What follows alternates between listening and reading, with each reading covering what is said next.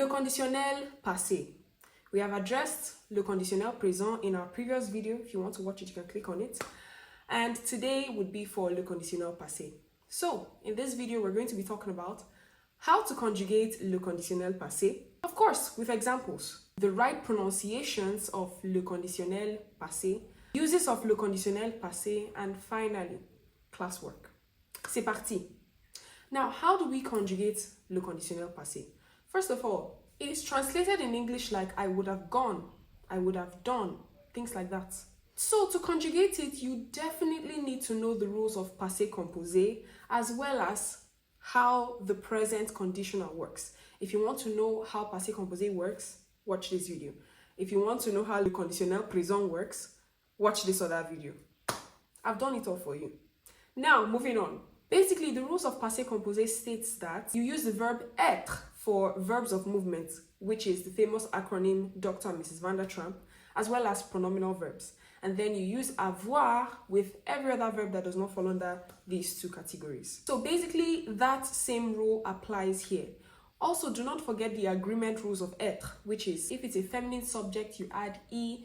If it's a masculine plural subject, you add s. And if it's feminine plural, you add es. So basically, to conjugate le conditionnel passé, you're going to be conjugating either être or avoir in le conditionnel présent plus the past participle of the main verb. Let's conjugate some verbs, starting off with venir, which means to come. So to conjugate that in le conditionnel passé, it's going to be je serais venu.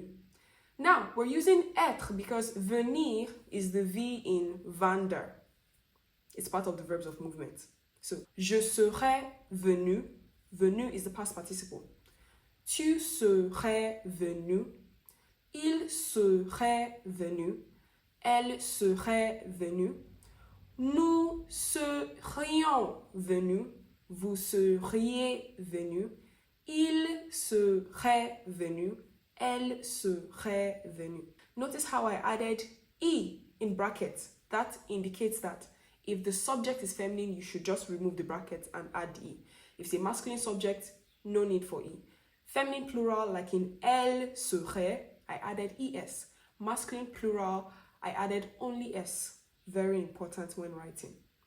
This will be translated as I would have come. You would have come. He would have come. She would have come.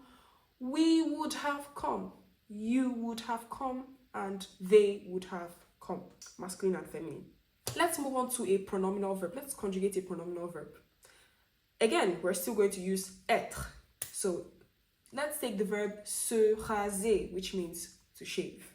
So it would be je me serais rasé. Tu te serais rasé, il se serait rasé, elle se serait rasée, nous nous serions rasés, vous vous seriez rasé, il se serait rasé, elle se serait rasée. I know it sounds weird, this se. That's how it is. That would be translated as I would have shaved. You would have shaved. He would have shaved. She would have shaved.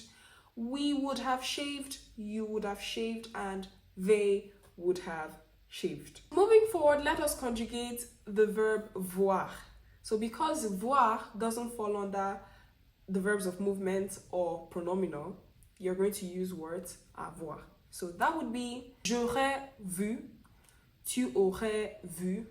Il ou elle aurait vu. Nous aurions vu. Vous auriez vu. Ils ou elles auraient vu.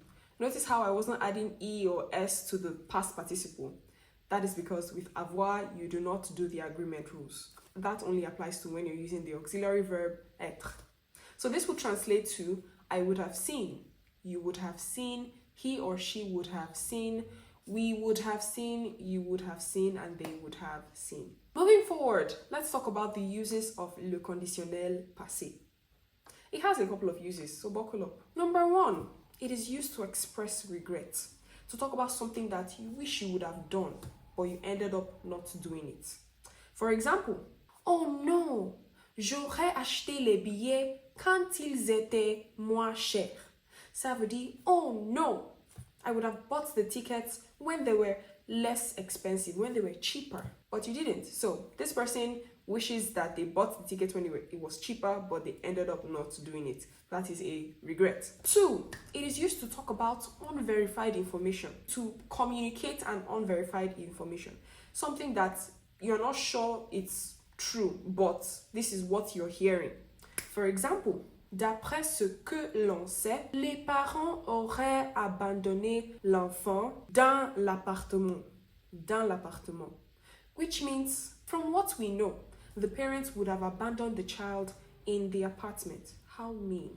3, we use le conditionnel passé to blame someone, to blame somebody, to tell them, you didn't do well. Yes, now in this case, we use the verb devoir, pouvoir, and valoir. Let's take examples from each verb. With pouvoir, the past participle is pu. So I could say, tu n'es pas venu à ma fête hier. Tu aurais pu me prévenir. Which means you didn't come to my party yesterday. You could have informed me. You could have let me know beforehand. Moving on to devoir. The past participle is dû. For example, le magasin est fermé.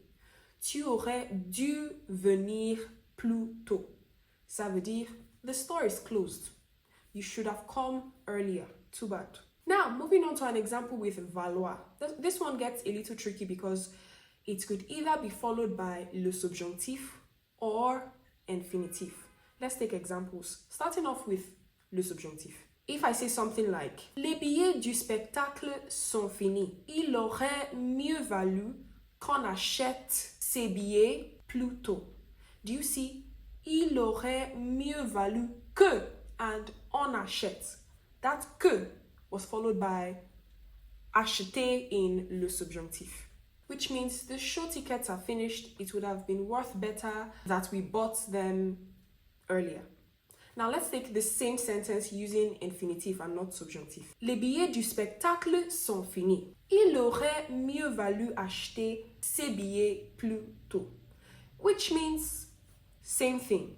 But notice that from il aurait mieux valu acheter in infinitive, not que on achète.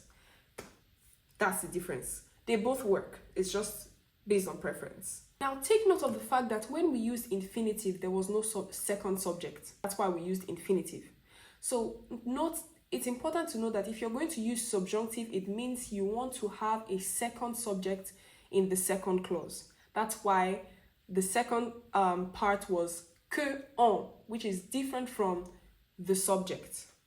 Number 4, we use le conditionnel passé to talk about a hypothetical situation, an hypothèse, something that never happened, has never happened, but you're just imagining a fake scenario, basically. Dreaming. In this case, we use si plus que parfait plus le conditionnel passé. For example, si j'avais gagné à la loterie, j'aurais acheté une grande maison. Which means if I had won the lottery, I would have bought a huge, big house. Here, you do not win any lottery. You do not have the money. Therefore, you're not buying any big house. But, imagination. The Lulu is the Solulu, basically. If you want to know how to conjugate plus que parfait, you don't know what that means, watch this video. I told you I have everything for you. I'm here for you, okay? Now, classwork.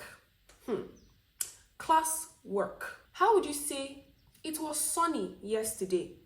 I would have done the laundry. Write that down for me in the comments and I'm marking all of you. If you found this video helpful, make sure to smash that subscribe button, smash the like button, share with your friends, your family that want to learn French, subscribe again. And connect with me on my other socials on Instagram and TikTok. I post short, concise videos there every single day. There's so much to learn besides long YouTube videos. Also, once again, my name is Elizabeth Nkere, and on this channel, we make learning French fun and interesting. So make sure to subscribe once again.